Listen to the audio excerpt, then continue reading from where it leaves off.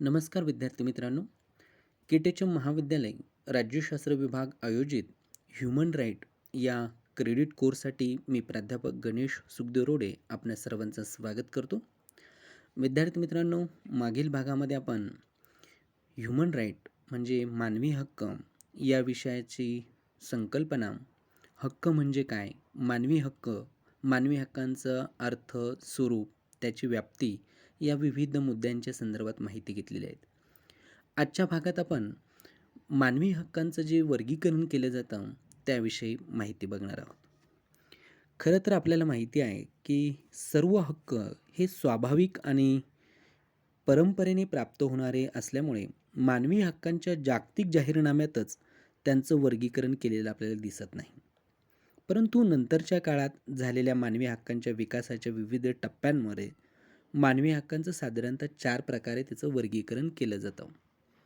एक म्हणजे सकारात्मक आणि नकारात्मक हक्क, 2 नागरी आणि राजकीय हक्क, 3 आर्थिक, सामाजिक व सांस्कृतिक हक्क आणि 4 वैयक्तिक आणि सामुदायिक हक्क. असं वेगवेगळ्या गटांमध्ये त्याचं साधारणतः वर्गीकरण केलं जातं. आता मानवी हक्कांचं स्वरूप जे आहे ते सकारात्मक किंवा नकारात्मक असणं म्हणजे काय? तर साधारणतः जेव्हा एखादी व्यक्ती आपला हक्क हा इतर कोणाच्या हस्तक्षेपाशिवाय उपभोगू शकते, तेव्हा ते हक्काचं जे स्वरूप असतं ते सकारात्मक होय.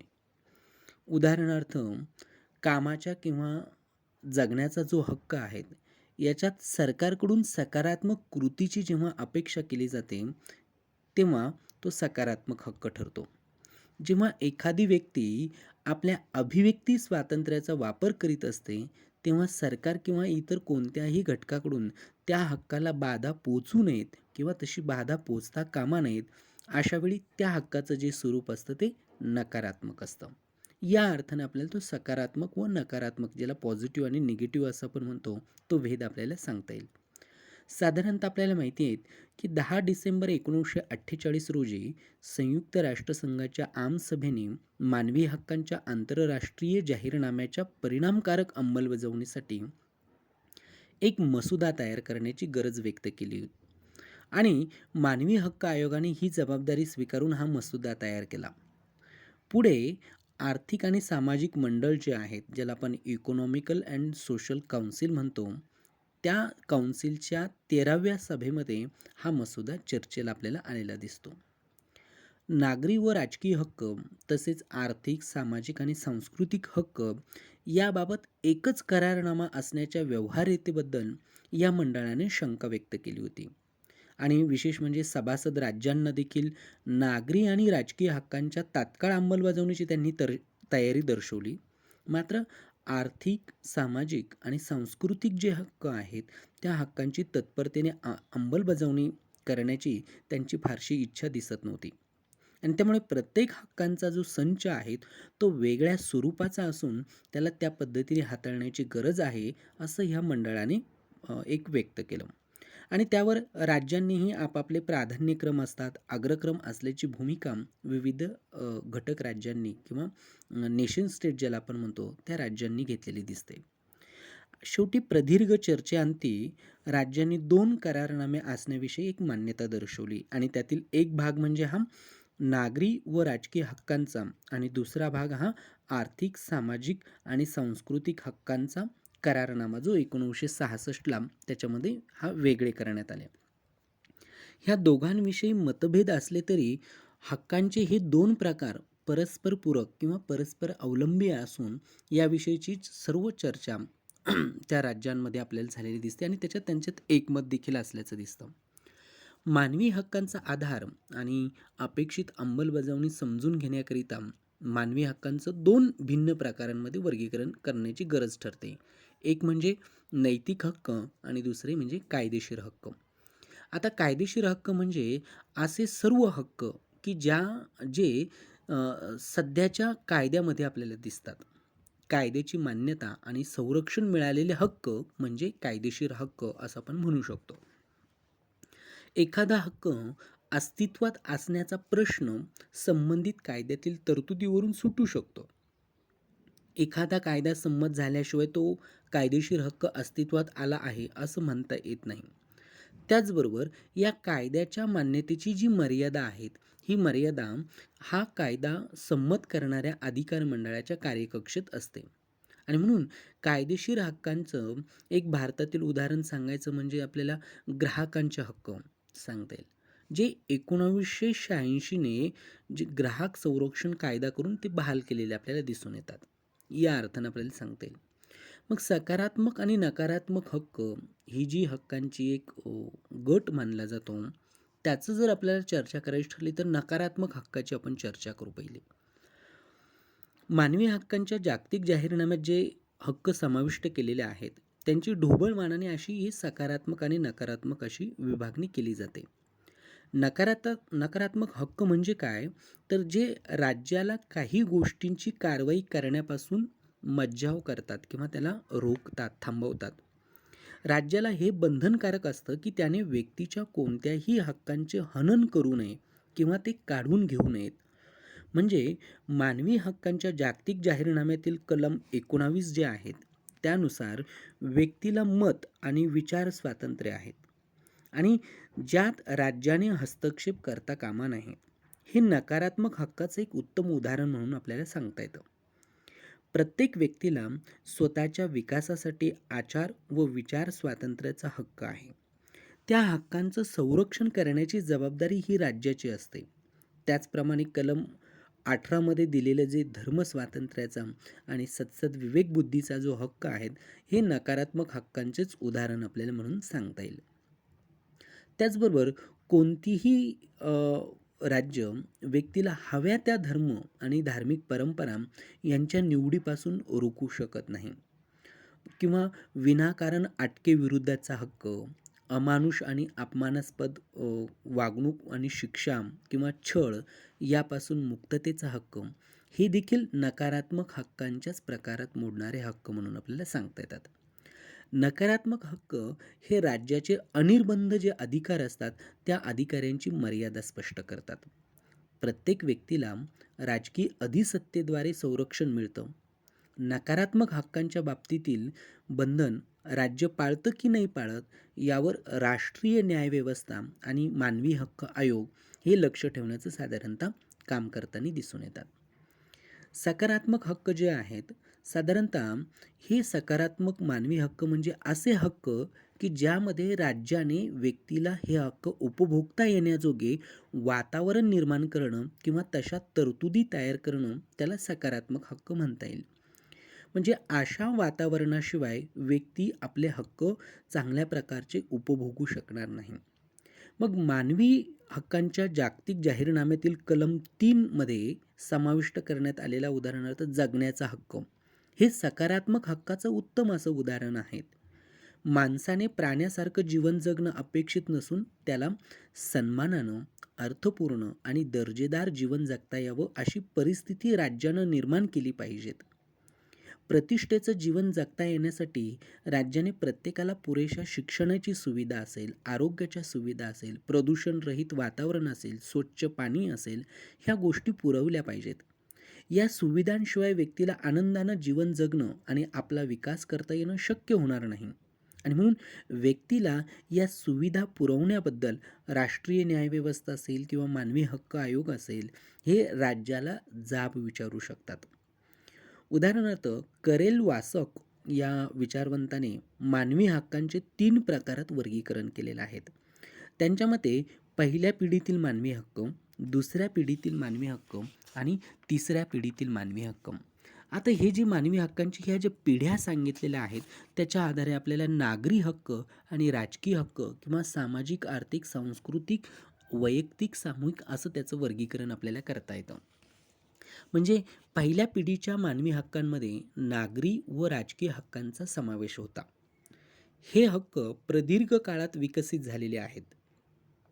अनेक राष्ट्रांच्या राज्यघटनांमध्ये नागरी आणि राजकीय हक्कांच्या आंतरराष्ट्रीय करारनाम्यांमध्ये आणि इतर अनेक प्रादेशिक मानवी हक्क संरक्षण यंत्रणांमध्ये या हक्कांना स्थान मिळालेलं आहे. या हक्कांना इतक्या मोठ्या प्रमाणात मान्यता आणि संरक्षण मिळालं आहे की त्यांना मानवाच्या कायद्यांचा एक अविभाज्य भाग समजला जाऊ लागलं. आता नागरी हक्क म्हणजे असे हक्क जे माणसाला प्रतिष्ठेने जगण्यासाठी गरजेचे असतात. हे हक्क जीविताचा हक्क आणि व्यक्ती स्वातंत्र्याचा हक्क यांच्याशी देखील संबंधित असतात. या हक्कांचं स्वरूप माणसाचं जीवन आणि नैतिक बांधिलकी अबाधित ठेवणं अशा प्रकारचं असतं. साधारणतः या हक्कांमध्ये जीविताचा हक्क, गुलामगिरीपासून मुक्ततेचा हक्क, व्यक्तीच्या खाजगीपणाचा ज्याला आपण राईट टू प्रायव्हसी म्हणतो तो हक्क, संपत्तीवरील मालकीचा हक्क किंवा अगदी क्रूर, अमानुष, अपमानास्पद वागणूक आणि शिक्षेपासून संरक्षण मिळवण्याचा हक्क यांचा समावेश त्या नागरी हक्कांमध्ये आपल्याला सांगता येतो. आता राजकीय हक्क सरकार आणि समाज यामधील दुवा निर्माण करत असतात आणि हे हक्क व्यक्तीला देशाच्या सरकारामध्ये सामील होण्याचा मार्ग देतात. म्हणजे उदाहरणार्थ मतदान किंवा अभिव्यक्ती स्वातंत्र्य किंवा सार्वजनिक कारभारामध्ये वैयक्तिकरित्या किंवा निवडलेल्या प्रतिनिधींचा सहभाग असणं किंवा अगदीच माहितीचा अधिकार, हे काही हक्क हे राजकीय प्रकारच्या हक्कांमध्ये येतात. नागरी आणि राजकीय हक्क हे पहिल्या पिढीचे हक्क म्हणून देखील ओळखले जातात, जे साधारणतः आपल्याला 16व्या ते 17व्या शतकातील पुनर्रचनावादी सिद्धांताचा एक भाग म्हणून आपल्याला सांगता येतो किंवा जो रेनेसाचा पिरियड होता किंवा प्रबोधनाचा कालखंड म्हणतो आपण, त्या कालखंडात उदयाला आलेले हे हक्क होते. म्हणजे उदाहरणार्थ जॉन लॉक या विचारवंताने नॅचरल राईट्सची कन्सेप्ट मांडून right to privacy, right to property, right to life असे काही हक्क त्याने सांगितलेले.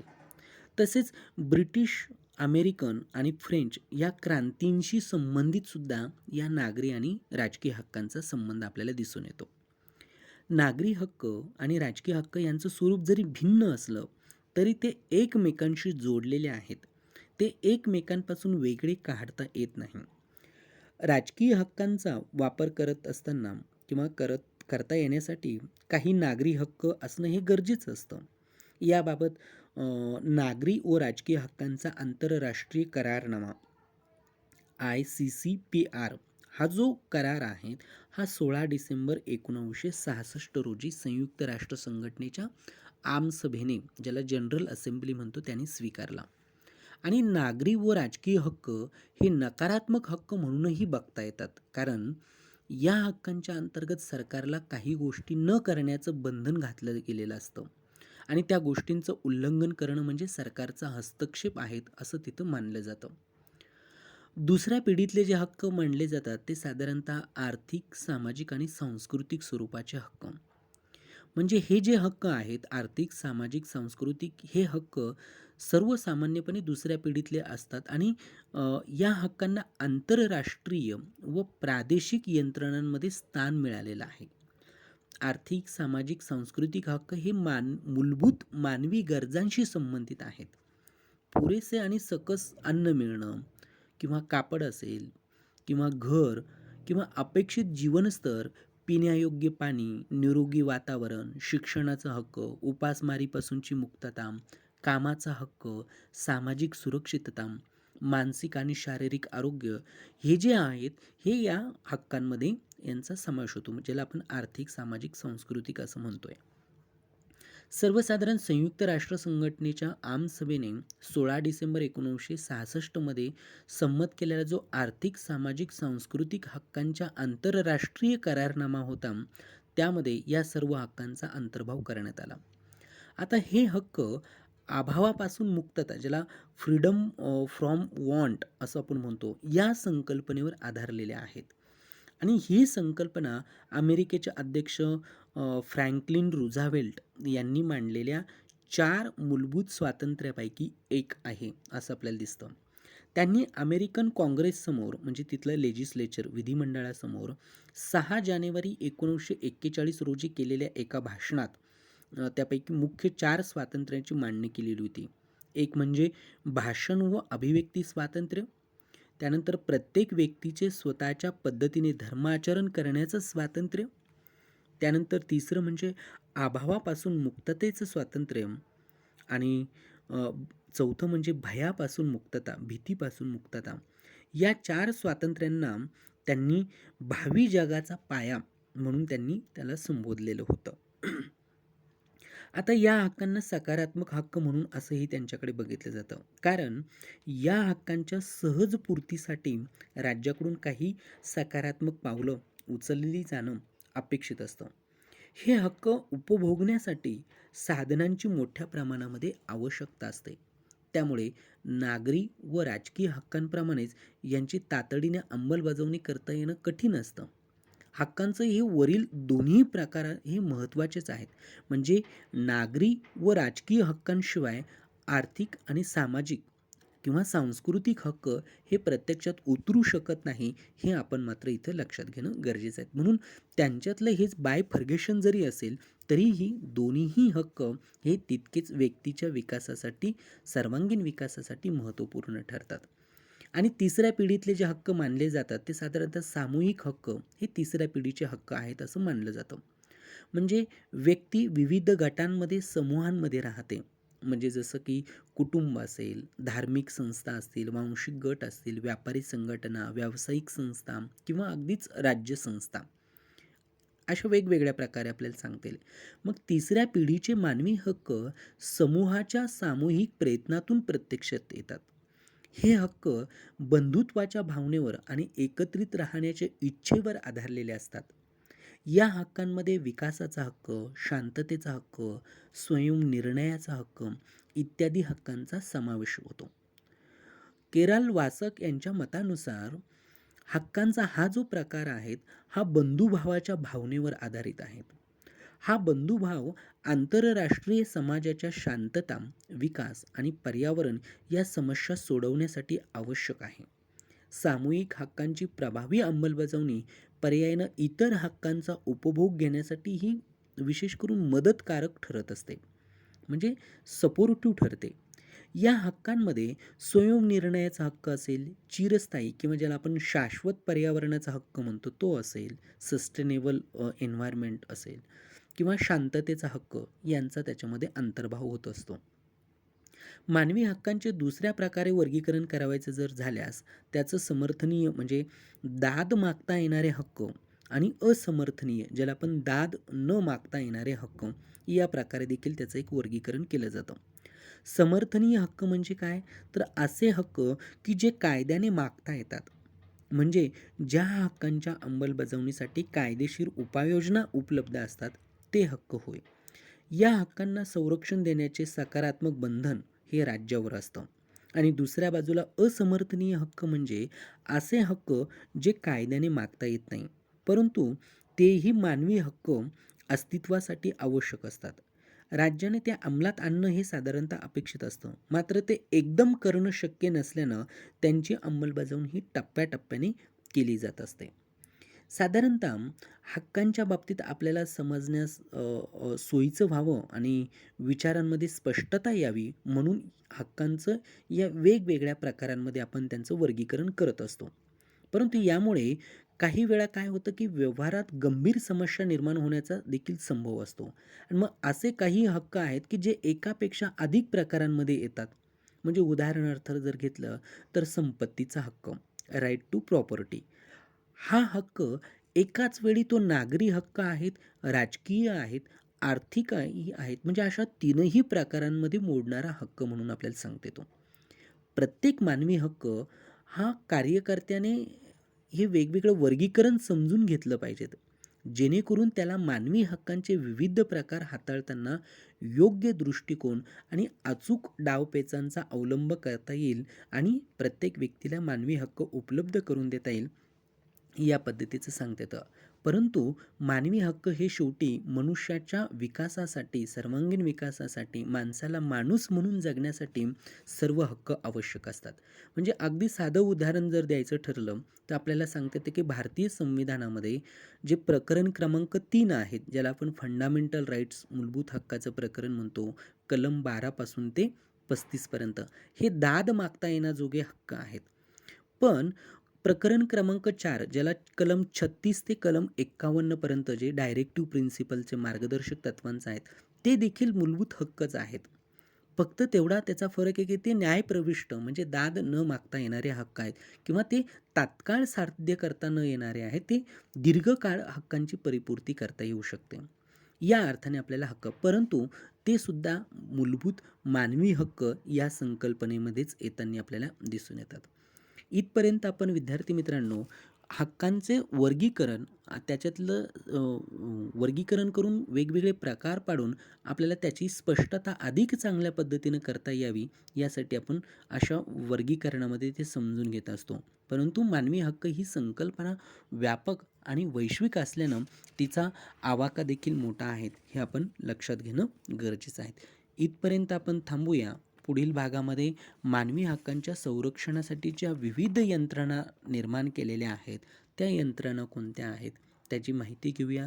तोपर्यंत सर्वांचे धन्यवाद. थँक्यू.